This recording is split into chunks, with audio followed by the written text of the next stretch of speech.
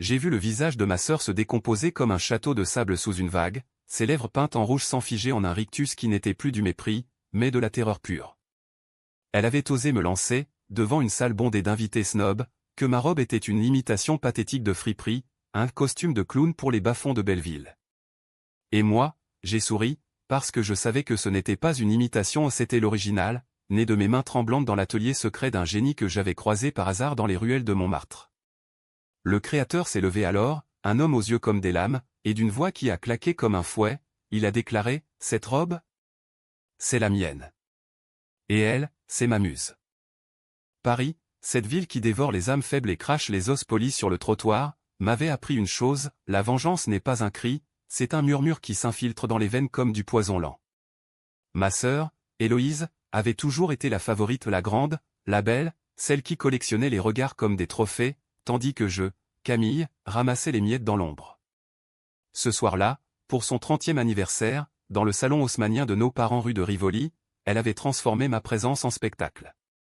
Regardez-la, notre petite Cendrillon des banlieues, avait-elle lancé, son rire perçant comme une aiguille dans la soie. Les invités, ces avocats aux costumes sur mesure, ces galeristes aux airs supérieurs avaient ri poliment, leurs yeux glissant sur moi comme sur une tache de vin. J'avais baissé la tête, feignant la honte, mais intérieurement, une tempête se levait. Comment aurait-elle pu savoir que cette robe pas chère, cousue dans un atelier clandestin du Marais, était l'œuvre d'un maître que j'avais convaincu de me la prêter?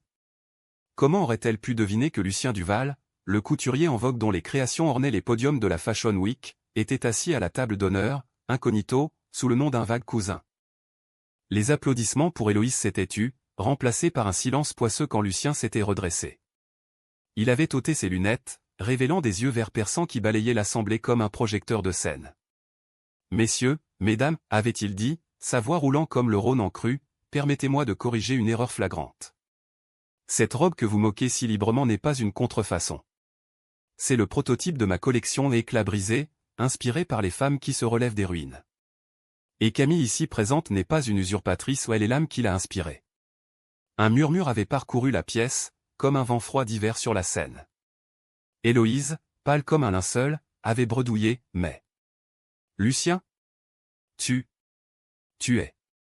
Il avait incliné la tête, un sourire en coin qui n'atteignait pas ses yeux. Oui, ma chère. Et maintenant, tout le monde sait que la friperie est priceless. Pourtant, ce n'était que le début. La vraie lame n'avait pas encore entaillé la chair. Je me souviens de cette nuit comme d'un film en noir et blanc, où chaque ombre cachait un piège. Héloïse et moi, nous n'avions jamais été des sœurs au sens noble du terme. Nés à 2 ans d'intervalle dans le cocon étouffant de notre appartement du 7e arrondissement, nous avions grandi sous le regard aiguisé de notre mère, une ancienne mannequin déchue qui vivait par procuration à travers nous. Héloïse est la beauté, Camille est l'intelligence, disait-elle souvent, comme si c'était une sentence divine. Héloïse, avec ses cheveux châtains cascadant comme une fontaine de Versailles, ses yeux bleus qui hypnotisaient les hommes aux terrasses des cafés de Saint-Germain. Moi, plus petite, plus brune, avec des traits anguleux qui trahissaient une sensibilité trop vive, je passais mes journées dans les bibliothèques de la Sorbonne, dévorant Balzac et Zola, cherchant dans les mots une armure contre le monde. Mais la jalousie, cette vipère qui sommeille en chaque cœur, s'était réveillée tôt chez Héloïse. À 16 ans, quand j'avais décroché une bourse pour l'école des beaux-arts, elle avait saboté ma candidature en empruntant mes croquis pour les montrer à ses amis comme des gribouillis infantiles. Tu n'es pas faite pour ça, Camille. Laisse les vrais artistes briller. J'avais ravalé mes larmes, réparé en silence, et continué. Puis, à 22 ans, quand mon premier petit ami, un photographe prometteur, m'avait quitté pour elle après une soirée arrosée, elle avait haussé les épaules, il préférait les femmes qui savent porter une robe sans la faire ressembler à un sac de patates. Ce soir d'anniversaire n'était qu'un écho de ses blessures, une goutte qui fait déborder le vase empoisonné. Après le discours de Lucien, la fête avait viré au chaos feutré. Les invités, ces vautours parisiens, s'étaient agglutinés autour de moi, bombardant de questions. « Où as-tu trouvé ça? C'est divin, Lucien, raconte-nous l'inspiration. » Héloïse, isolée près du buffet, serrait son verre si fort que ses jointures blanchissaient. Nos regards s'étaient croisés le sien, un puits de rage contenu, le mien, un lac gelé. « Tu m'as piégé » avait-elle sifflé plus tard, dans le couloir des toilettes, son parfum Chanel étouffant comme un linceau. C'était calculé, n'est-ce pas? Ta petite vengeance mesquine. J'avais ri doucement, effleurant le tissu de ma robe, soyeux comme une caresse vengeresse. Mesquine? Non, Héloïse. Juste. Poétique. Lucien m'avait approché plus tard, sous les lustres en cristal qui pleuraient leur lumière.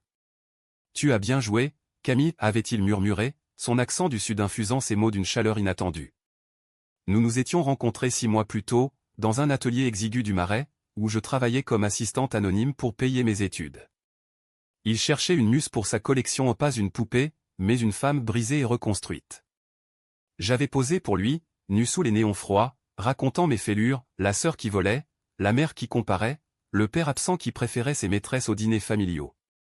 La vengeance est un art, m'avait-il dit en me drapant dans le prototype. Et toi, tu es le pinceau. Je lui avais confié mon plan vague, esquissé et il avait ri, complice.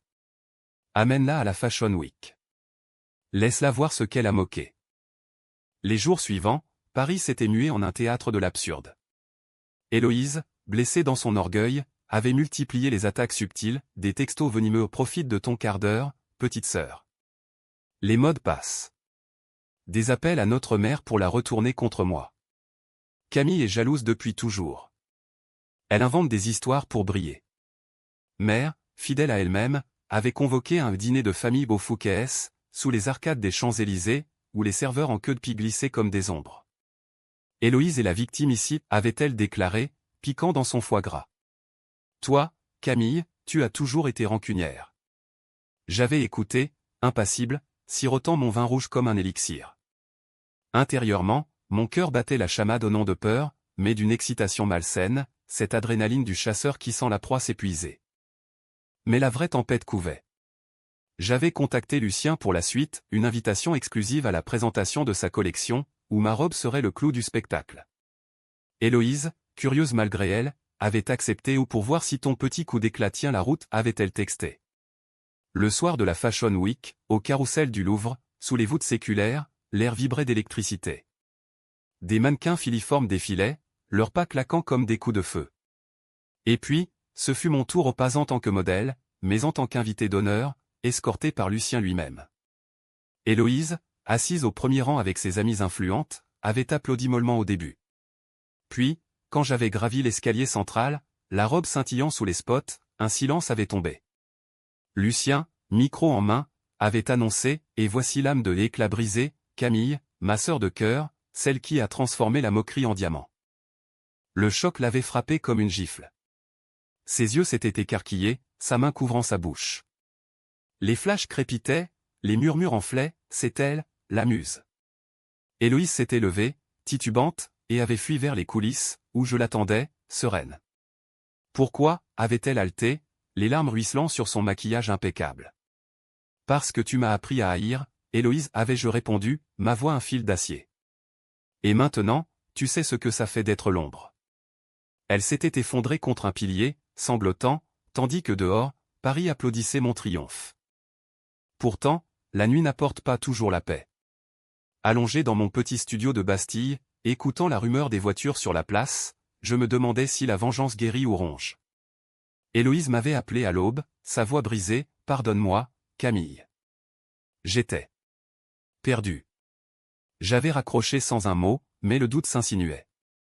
Lucien, en m'offrant un café aux fleurs le lendemain, avait posé sa main sur la mienne, la vraie force, c'est de marcher sans regarder en arrière. Avait-il raison? Où étais-je, comme tant de Parisiennes, une marionnette des rues pavées, tirant sur des fils qui finissent par nous étrangler? Les semaines passèrent, et la collection devint un scandale flatteur. Les magazines Vogue, elle titrait sur la muse vengeresse. Héloïse, évincée des cercles qu'elle chérissait, se replia dans l'appartement familial, soignant ses plaies à coups de thérapie et de vin blanc.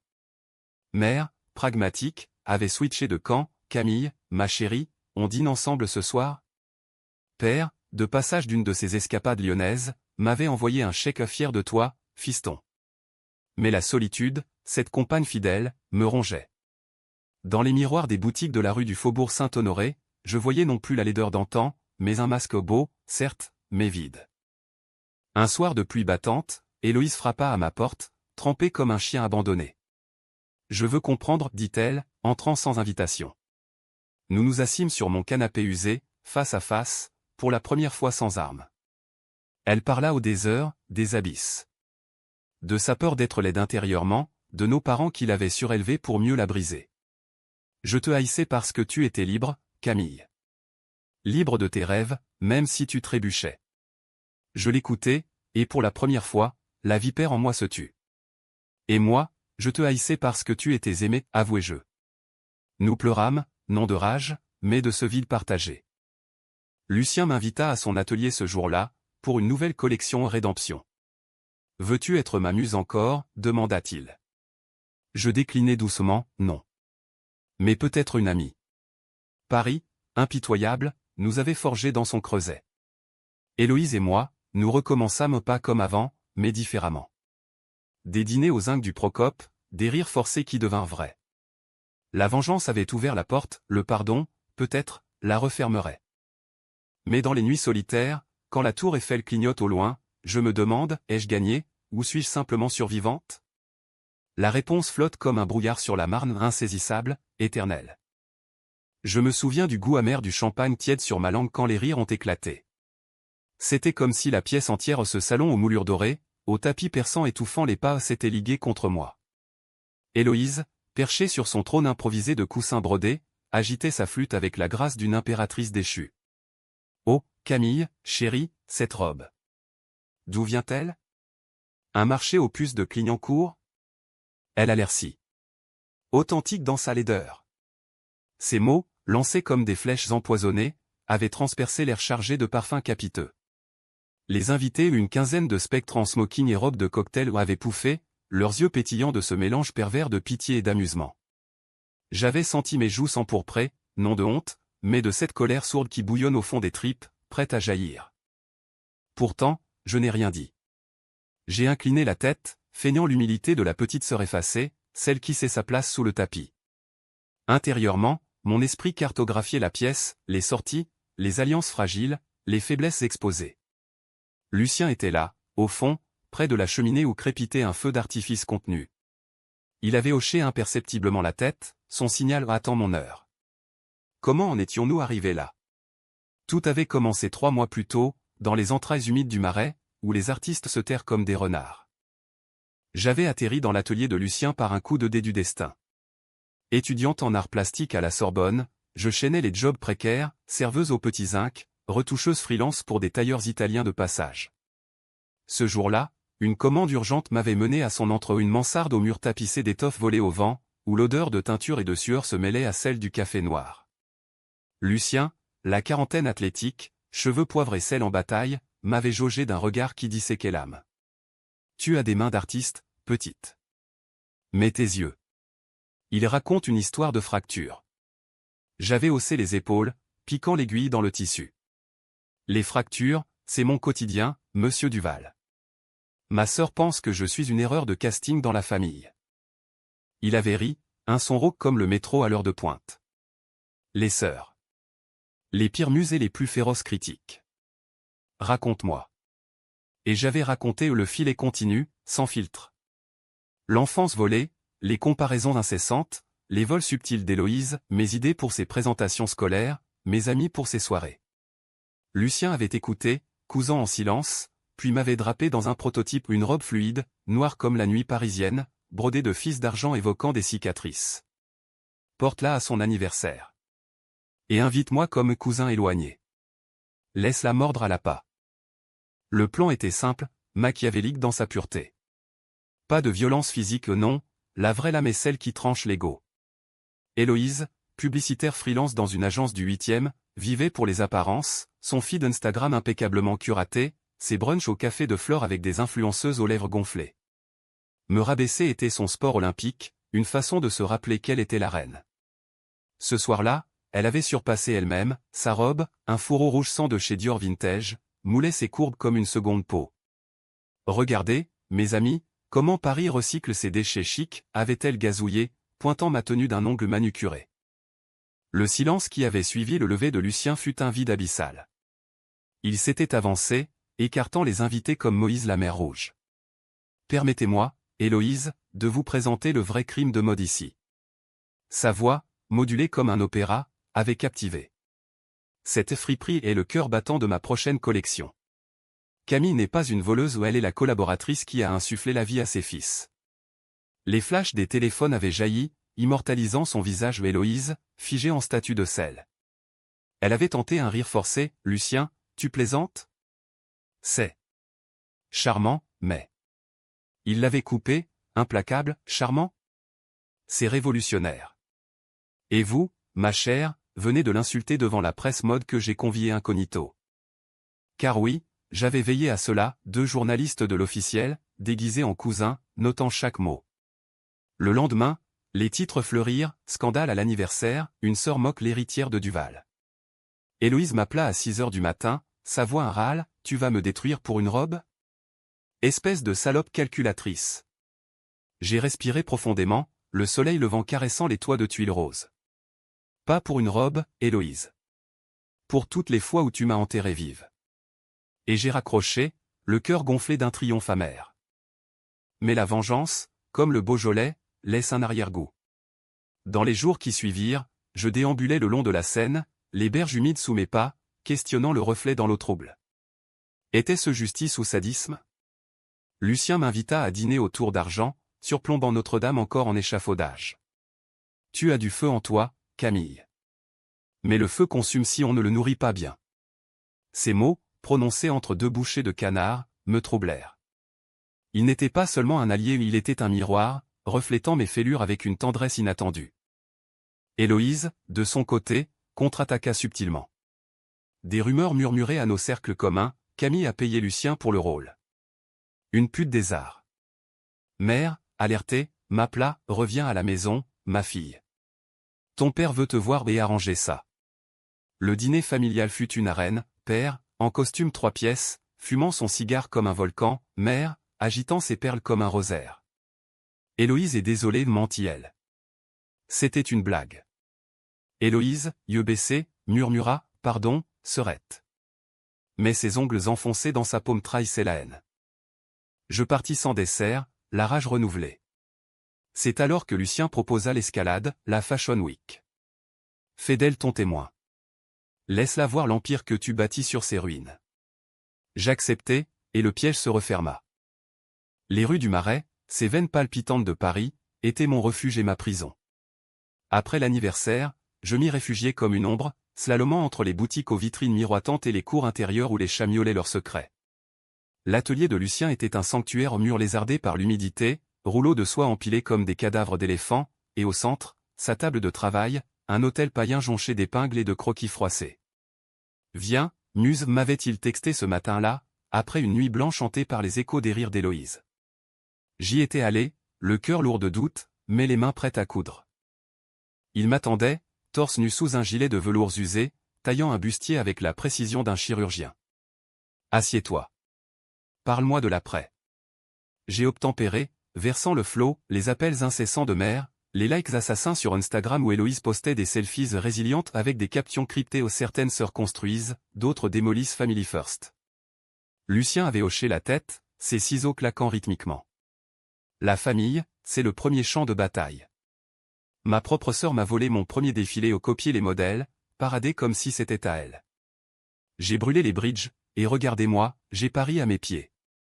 Sa voix portait la cicatrice d'une vieille douleur, et pour la première fois, je vis l'homme derrière le mythe. Nous avons travaillé tard, ajustant la robe pour la Fashion Week. Ses doigts effleuraient ma peau avec une familiarité platonique, traçant les coutures comme des cartes au trésor. Ici, le décolleté haut pour révéler la vulnérabilité. Là, l'ourlet asymétrique ou pour l'instabilité. Chaque point d'aiguille était une thérapie, un exorcisme. Je lui confiai alors le plus sombre, l'adolescence, quand Héloïse avait convaincu mon premier amour, Thomas, que j'étais froide comme un marbre du Louvre.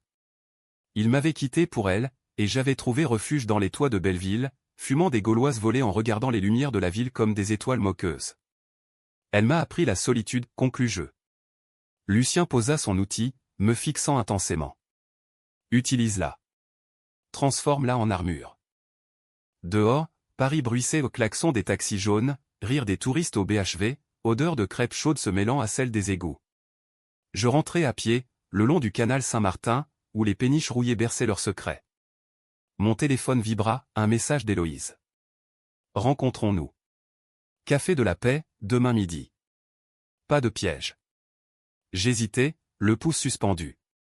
Était-ce un guet-apens ou une trêve? Je répondis, d'accord. Seule. Le lendemain, sous les auvents rayés du café, elle était là impeccable en trench Burberry, mais les cernes sous ses yeux trahissaient les nuits blanches. Je ne te déteste pas, tu sais, attaqua-t-elle d'emblée, remuant son cappuccino avec une cuillère d'argent. Je t'envie. Toujours. Ces mots me prirent au dépourvu, comme une averse d'été. Elle continua, le regard perdu sur la circulation de l'opéra, mère m'a élevée pour être parfaite. Père m'achetait des robes pour compenser ses absences. Toi, tu as les tripes, les livres, les rêves fous. Moi, je suis une coquille vide. Pour la première fois, je vis la faille, pas une vipère, mais une femme brisée, modelée par les mêmes mains que les miennes. Pourtant, la compassion est une arme à double tranchant. Pourquoi me rabaisser, alors, demandai-je, ma voix un fil tendu. Elle haussa les épaules, un geste si familier qu'il me serra le cœur. Pour me sentir vivante. Pour que tu ressentes ce que je vis tous les jours. Nous parlâmes 2 heures des souvenirs enfouis, la fois où nous avions volé des macarons à la durée, cachés sous les tables, la maladie de mère, quand nous nous serrions dans le même lit d'hôpital. Au départ, je crus à une rédemption. Mais en rentrant, un texto de Lucien vérifie son feed. Elle a posté une story subtile réconciliation forcée. Elle joue encore. La trahison raviva la flamme. J'appelais Lucien, accélère pour la Fashion Week. Fais-moi briller. Il rit, déjà fait. Tu ouvres le show en live, avec un monologue sur la jalousie fraternelle. Mon estomac se noie de terreur, d'excitation. Héloïse, invitée par erreur administrative, viendrait. Le piège était tendu. Les préparatifs furent un tourbillon, fittings interminables, où Lucien ajustait chaque pli comme un amant jaloux, shooting pour elle, où les photographes me sculptaient en icône vengeuse. Mère tenta une intervention, Camille, arrête ce cirque. Héloïse est fragile. Je répliquai, comme nous toutes, maman. Mais elle a choisi la guerre. Père, neutre, envoya des fleurs ou des roses blanches, symbole de paix ou de deuil. La veille du défilé, Héloïse m'appela en larmes, ne fais pas ça. S'il te plaît. J'ai perdu des clients à cause de l'article. Sa vulnérabilité me désarma un instant. Viens backstage. On en parle. Elle vint, parfumée à la vanille, les mains tremblantes. Nous nous embrassâmes maladroitement, comme des étrangères. Je suis désolé pour tout, murmura-t-elle. Je la serrai, sentant son cœur battre contre le mien. Était-ce sincère? Ou un dernier coup bas? Le jour J arriva, pluvieux et électrique. Au carrousel, l'air sentait le béton humide et l'ambition. Héloïse, au premier rang, applaudit quand mon nom fut annoncé. Je défilai au pas en mannequin, mais en conteuse, micro en main, cette robe est née d'une moquerie. D'une sœur qui rit, mais qui pleure en secret. À toutes les Camilles du monde, levez-vous. Les larmes coulèrent les siennes, visibles sur les écrans géants. Lucien, en coulisses, m'étreignit, parfait. Mais la nuit, seul, le doute revint. Avais-je libéré un monstre en moi? Le miroir de l'hôtel particulier familial, ce géant ovale aux dorures fanées, avait toujours été le juge silencieux de nos vies.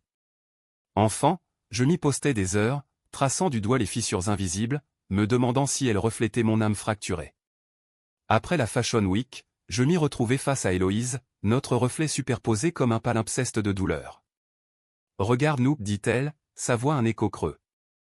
2 ombres d'une même lumière éteinte. Paris, dehors, grondait sous une averse automnale, les gouttes martelant les carreaux comme des regrets. Les jours post-défilés furent un kaléidoscope de victoires creuses. Les invitations affluaient, dîner chez Coste, où les critiques mode me sondaient comme une énigme, entretien radio sur France Inter, où ma voix tremblait encore sous le poids du passé. Lucien devint mon encre nos soirées à l'Arc, sirotant des Armagnacs, disséquant les humains comme des patrons de couture. Ta sœur est un motif récurrent, nota-t-il un soir, ses yeux plissés par la fumée de sa cigarette. La jalousie n'est pas innée, elle est brodée par l'éducation. Il avait raison. Nos parents, ces sculpteurs maladroits, nous avaient modelés en rivales, mère, avec ses Héloïse et si gracieuse, père avec ses silences complices. Héloïse, elle, sombrait. Ses posts Instagram, autrefois étincelants, virèrent au gris, selfies flous, captions critiques comme quand le masque tombe perdu. Elle m'écrivit, « Aide-moi, Camille. Je ne sais plus qui je suis sans le regard des autres. » Mon cœur, ce traître, se serra. Je l'invitai chez moi au mon studio exigu de Bastille, avec ses toiles inachevées et son lit défait. Nous cuisinâmes un coq au vin bancal, riant des épices renversées. Souviens-toi de nos Noëls à la campagne, dis-je, versant le Bourgogne. Quand on se disputait pour le dernier bûche. Elle sourit, fragile, j'étais horrible. J'avais peur que tu me surpasses. Cette nuit-là, les digues cédèrent. Elle avoua tout, les pilules pour dormir, les auditions ratées pour des pubs, le petit ami qu'il avait quitté pour une vraie femme. Tu as gagné, Camille. Ta robe, ton Lucien, c'est ton empire. Je la serrai, sentant ses os saillants sous la peau. Ce n'est pas une guerre, Héloïse. C'est une danse maladroite, mais nôtre. Pour la première fois, je pardonnai non par faiblesse, mais par fatigue de haïr. Lucien, apprenant cela, fronça les sourcils lors de notre prochain fitting. Le pardon est un luxe, pas une capitulation. Nous travaillons sur Rédemption et une ligne de robe en lin brut, cousue de fil d'or, symbolisant les réparations. Ses mains, calleuses, guidaient les miennes, ici, une couture renforcée haut pour les cœurs rapiécés. Je lui confiai mes doutes, et si Héloïse était sincère? Si la vengeance n'était qu'un cycle? Il rit doucement, alors brise-le. Invite-la au défilé final. Fais-lui porter une pièce. L'idée germa comme une mauvaise herbe. J'appelai Héloïse, sois ma partenaire pour Rédemption. Porte la robe sœur de la mienne.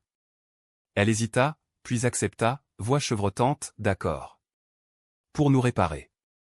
Les semaines suivantes furent un baume, fitting commune, où nous rions des ajustements, promenade le long des quais, main dans la main comme des gamines.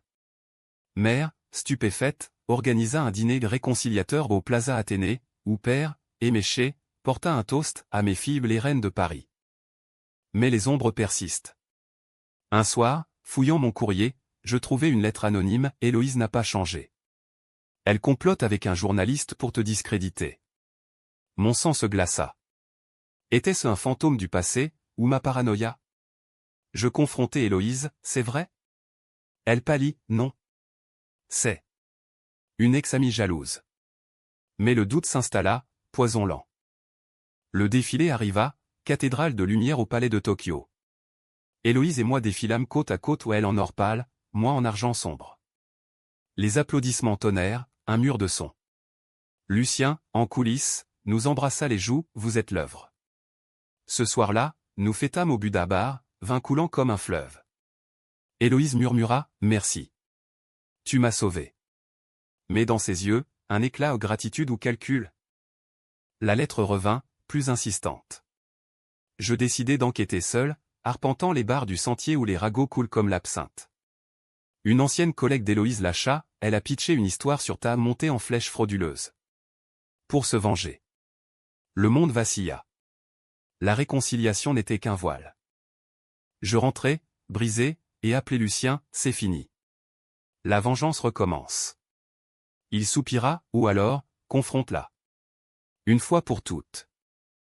Les quais de la Seine, ces artères sombres de la ville, étaient le théâtre idéal pour les confessions forcées. J'y attendis Héloïse un soir de brume, l'eau clapotant comme un rire moqueur contre les berges de pierre. Paris, enveloppé d'un manteau de pollution et de lumière tamisée, semblait complice de mes tourments. La lettre anonyme brûlait dans ma poche encre noire sur papier bon marché, mots comme des lames, ta sœur vend ton âme pour la sienne. J'avais vérifié, un email drafté sur son ordinateur, lors d'une visite innocente à mon studio. Camille, la muse manipulatrice, comment elle a piégé un couturier pour briller. Quand elle apparut, silhouette élancée dans un manteau de laine grise, je sentis la bile monter. Assieds-toi, ordonnai-je, indiquant un banc humide près du pont des Arts. Les cadenas d'amour, rouillés par les ans, pendaient comme des menottes brisées. Quoi encore, soupira-t-elle, s'asseyant avec précaution, comme si le bois allait la mordre. Je lui tendis la lettre, puis l'email imprimé. Ses yeux s'écarquillèrent, puis se remplirent de larmes vraies, cette fois. Camille. C'était avant. Avant le défilé. J'étais enragé. Enragé? Ma voix claqua, écho sur l'eau. Tu m'as supplié, Héloïse. Les dîners, les rires, tout pour me poignarder dans le dos? Elle se tordit les mains, ongles rongés trahissant sa façade. Je suis faible. Les clients me fuient, les amis murmurent. J'ai pensé. Un article, et je rebondis. Toi, tu survoles déjà. Sa confession coula, torrent de faiblesse, l'addiction au like, la thérapie abandonnée, la peur viscérale d'être oublié. Mère m'a toujours dit, survis ou péris. J'ai choisi de survivre à ton détriment. Je l'écoutais, le vent froid fouettant mes joues, et pour la première fois, je vis non la rivale, mais la jumelle de mes démons. Et moi, j'ai choisi la vengeance parce que tu m'as appris à haïr, répliquai-je. On est piégés dans le même filet. Nous restâmes là, heures durant, les touristes passant comme des fantômes, ignorant notre drame. À l'aube, quand les péniches de livraison grondèrent, elle murmura « Aide-moi à détruire l'article. » Et à me détruire moi-même, si besoin. Lucien, informé, nous convoqua à l'atelier. C'est une collection à 3, maintenant, déclara-t-il, étalant des tissus aux soies déchirés, l'un rapiécé. Rédemption n'est pas pour les saints. C'est pour les pécheurs. Nous cousîmes ensemble Héloïse maladroite, apprenant l'aiguille, moi, guidant, Lucien, architecte. Les nuits s'étirèrent, ponctuées de vin et de vérité, ses amours volés, mes nuits solitaires, ses ambitions creuses. Mère, flairant le vent, tenta de s'immiscer, Héloïse est fragile, Camille. Ne la pousse pas trop. Je raccrochai, c'est elle qui nous a poussés, maman. Dans l'abîme. Le projet grandit, un défilé collaboratif, où Héloïse narrait les coulisses sa chute, ma main tendue. Les médias mordirent, les sœurs ennemies réconciliées, un duo mode explosif. Père, fier, offrit un investissement, pour vos robes. Et pour la paix. Mais la paix est fragile comme du tulle. Une nuit, seul avec Lucien, après qu'Héloïse soit partie, il m'embrassa à un baiser fugace, chargé d'électricité. Tu es plus qu'une muse, murmura-t-il. Je reculai, et toi, plus qu'un sauveur. Mais pas maintenant. La préparation culmina en chaos, un incendie mineur à l'atelier au fil court-circuité, tissu noirci. Sabotage? Ou malchance parisienne? Héloïse, suspectée un instant, pleura, je jure, non. Nous reconstruisîmes, plus forte. Le jour du show, au Trianon, sous les dorures impériales, nous défilâmes unis, robes entrelacées comme nos destins. Les ovations furent un baume. Backstage, Héloïse m'étreignit, c'est fini. Le poison est évacué. Pourtant, dans le taxi vers Bastille, une nouvelle lettre, elle ment encore. Vérifie son téléphone. Le cycle recommençait-il? La tour Eiffel, ce phallus de fer clignotant, dominait la nuit comme un œil accusateur. J'y montais seul ce soir-là, après la lettre, l'ascenseur grinçant comme mes nerfs. Paris s'étalait en contrebas un tapis de joyaux piégés dans le noir, où chaque lumière cachait une trahison. Héloïse Esfaune, empruntée lors d'une soirée distraite, révélait des messages à un journaliste, l'histoire est prête. Diffusion dans une semaine. Mon cœur se serra au nom de surprise, mais de tristesse infinie. Combien de fois pardonner avant de se noyer? Je l'attendis au pied de la tour, au champ de Mars désert, herbe humide sous la lune voilée.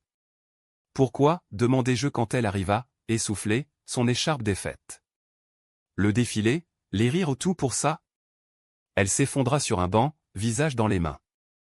Je ne sais pas arrêter. C'est comme une drogue, te voir tomber me fait planer. Sa voix, brisée, évoquait notre enfance, les disputes pour une poupée, amplifiées par les ans. Mère nous a élevés en louve. Une seule survie. Nous parlâmes jusqu'à l'aube, les premiers joggeurs nous contournant comme des ombres. Elle avoua l'addiction, thérapie en ligne, mais sa beauté, ami toxique qui l'encourageait. J'ai effacé l'article. Juré. Je voulus croire, mais le doute était une écharde. Lucien, consulté, conseilla, coupe les fils. Outil un filet plus fort. Nous optâmes pour le second, une thérapie commune, au cabinet d'un psy du 6e, où les mots coulaient comme la thérapie par l'art dessiner nos blessures, coudre nos peurs. Mère, apprenant, explosa, vous êtes folle. Héloïse est la fragile. Père médiationna, laissez-les. C'est leur guerre. Les sessions furent cathartiques, Héloïse pleurant sur un croquis de nos enfants, moi, admettant ma joie perverse à la voir souffrir. Lucien intégra cela dans la collection finale, robe aux liens brisés, avec des lacets symboliques. Le buzz grandit, interview double, où nous parlions franchise. La jalousie est un amour déformé. Un soir, après une session, Héloïse et moi dînâmes au train bleu, sous les fresques somptueuses. Et si on collaborait vraiment, proposa-t-elle. Une ligne sœur. L'idée fleurit, fratrie fatale, mode accessible inspiré de nos luttes. Lucien approuva, génial. Vous êtes le duo du siècle. Les mois filèrent en effervescence, sourcin de tissu à Lyon, shooting au Père-Lachaise, rire véritable. Mais la tour ombre. Une fuite, détail de nos sessions au psy, publié anonymement. Héloïse suspectée à nouveau. Confrontation au café, pas moi, cria-t-elle. Preuve, son ex, jaloux. Nous le confrontâmes, il avoua, brisé. Soulagement, mais cicatrice. Le lancement de Fratrie fut triomphal, au 104F, avec street art et mannequins divers. Nous défilâmes, main dans la main, larmes aux yeux. Lucien tosta, à la famille recomposée. Mère applaudit, père versa une larme. Paris nous acclamait. Pourtant, dans l'intimité, Lucien et moi glissâmes vers plus, un baiser volé en coulisses, puis des nuits passionnées dans son loft surplombant la Bastille. Tu es ma vraie muse, murmura-t-il. Héloïse, remarquant, sourit, prends-la. Elle le mérite.